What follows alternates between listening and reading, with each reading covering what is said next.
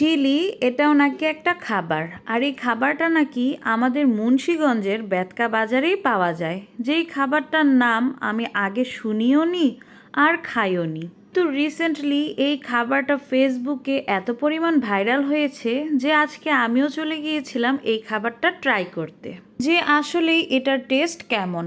আর এই দোকানটাতে শিলির পাশাপাশি চটপটি ফুচকাও বিক্রি হয়। তো চলুন দেখি কিভাবে এই বিখ্যাত শিলি বানানো হয়। ফার্স্টেই এখানে মামা 3টা ডিম দিয়ে নিল, আর ডিমগুলোকে খুব বড় বড় সাইজ করে কেটে নিল।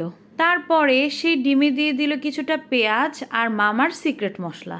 তারপরে দিয়ে দিল আমরা যে চটপটি খাই সেটার পানিটা। আর এটাই হচ্ছে নাকি এই শিলির বিশেষত্ব, যেখানে চটপটির ডাল নয়, চটপটির পানিটাকে দেওয়া হয়। আর লাস্টে কিন্তু একটু ফুচকাও দিয়েছিল। তো এখানে আমরা 2 প্লেট শিলি অর্ডার করেছিলাম, একটা বানানো হয়েছে আর একটা মামা বানাচ্ছে। আর এই তো আমাদের শিলি রেডি, এখন টেস্ট করার পালা। আর এটাকে দেখতে কাইন্ড অফ চটপটি লাগছে। জাস্ট এখানে ডিমটা বেশি দেওয়া হয়েছে আর চটপটির পানি দেওয়া হয়েছে ডাল ছাড়া। আর যদি টেস্টের কথা বলা হয় তাহলে এখানে আমার চটপটির টেস্টই মনে হয়েছে, জাস্ট একটু ডিম বেশি। আর হ্যাঁ, মশলার ফ্লেভারটাও একটু ভিন্ন ছিল নর্মাল চটপটি থেকে। আর যারা ডিম খেতে পছন্দ করেন তাদের কাছে ভালো লাগবে।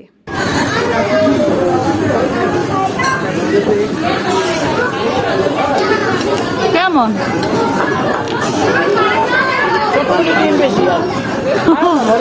আমরা কিন্তু তাদের দোকানের ফুচকাটাও খেয়েছিলাম। আমার কাছে তো ফুচকাটা বেশি মজা লেগেছে শিলি থেকে। তো আপনারা কে কে এখানকার শিলি ফুচকা চটপটি খেয়েছেন আর আপনাদের কাছে কোনটা বেশি মজা লেগেছে অবশ্যই কমেন্টে বলে যাবেন। ধন্যবাদ।